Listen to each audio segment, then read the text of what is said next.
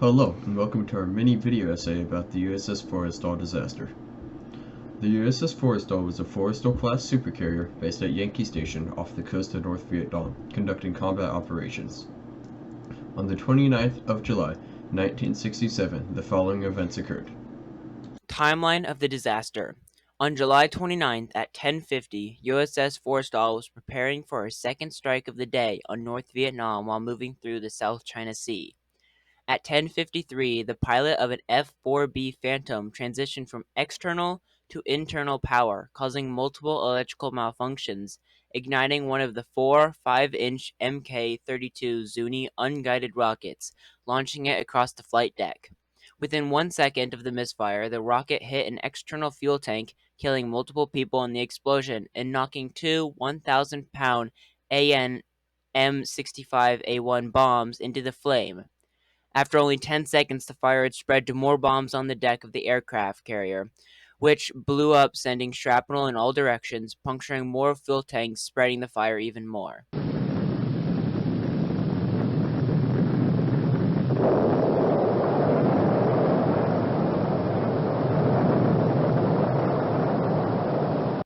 Five minutes after the fire started, 7 more major 1,000-pound bombs went off, along with many more smaller explosions. It took about 1 hour to put out the above-deck fire, but almost 16 hours to put out the below-deck fire. Once it was all over, 134 crew members were killed, 161 were injured, 21 aircrafts were destroyed, and 40 aircrafts were damaged. We would like to take this section of the video to honor those who lost their lives during the disaster.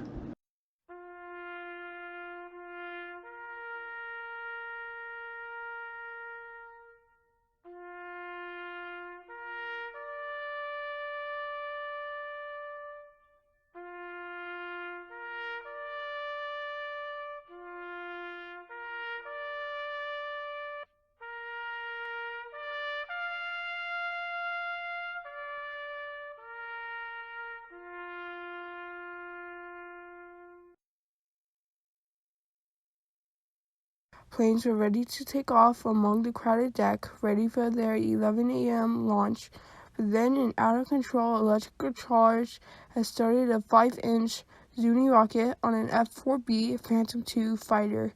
The rocket speared across the deck with at least 100 feet, then hitting an A-4 Skyhawk attack bomber, with the pilot killed instantly. The fire soon spread due to the fuel leaking out of the jet, leading it towards other planes and bombs, blazing at least half of the large ship's deck, exploding more than 7 huge bombs, some 1,000-pound bombs, and numerous minor bombs, causing holes in the deck of the ship. The bombs that had been brought aboard the ship a day before were over a decade old, in very poor condition, and considered to be an extreme safety hazard by Captain John Beeling. According to the ship's ordnance officer, they were an imminent danger to the ship and should be jettisoned overboard. Doing so, however, would have necessitated canceling that day's combat mission over North Vietnam, so Captain Beeling reluctantly accepted the risk. It wasn't worth it. Who was responsible? Actually, nobody was held responsible for the disaster. The Navy investigation absolved Captain Beeling of responsibility for the fire.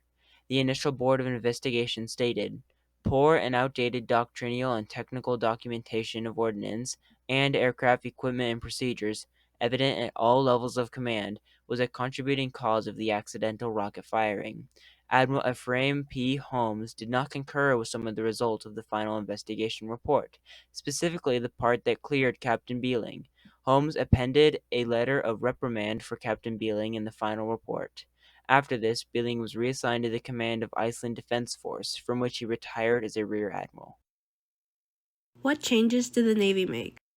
Some of the key changes and improvements implemented by the Navy following the incident include Emergency Escape Breathing Devices, or EEBDs. The introduction of EEBDs was recommended after the Forrestal fire. These devices allow sailors to breathe in environments with compromised air quality. The investigation into the USS Stark incident in 1987 noted that EEBDs were effective in saving lives. Personnel qualifications. The incident highlighted the significance of having qualified personnel in damage control roles. Subsequent incidents, such as the attack on USS Stark in 1987, emphasized the effectiveness of having well-trained, qualified crew members in damage control positions. Continuous improvement culture. Lessons learned from the USS Forrestal incident and other incidents over the years contributed to a culture of continuous improvement within the Navy. The service remains committed to refining its damage control strategies based on real-world experiences.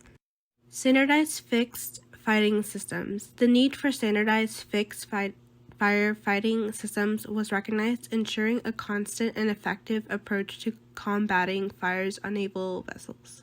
Improved firefighting clothing. The Navy invested in better firefighting clothing for sailors. This included protective gear comparable to what is used by firefighters ashore, ensuring that sailors have adequate protection during damage control efforts. Enhanced hoses and nozzles. Upgrades to hoses and nozzles used in firefighting were recommended. These improvements aim to provide sailors with more effective tools for controlling and extinguishing fires. Training and procedures. The Navy recognized the importance of providing damage control training for sailors. Lessons learned from the USS Forrestal incident led to a focus on ensuring that sailors are well trained and knowledgeable about damage control procedures, including the use of new equipment. Design improvements in modern warships. The Navy incorporated designs and modifications into modern warships based on lessons learned from incidents like the USS Forrestal fire. These modifications enhanced the overall safety and damage control capabilities of naval vessels. The crew's efforts to fight the fire, save the wounded, and prevent the ship from sinking were heroic, but the Forrestal disaster also exposed the mistakes that let it happen.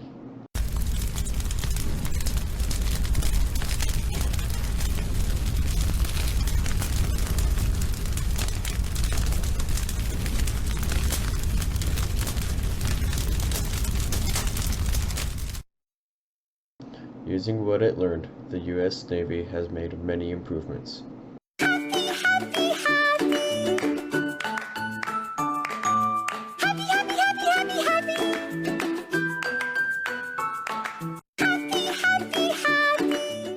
There will be links to all of the sources we used in the description below.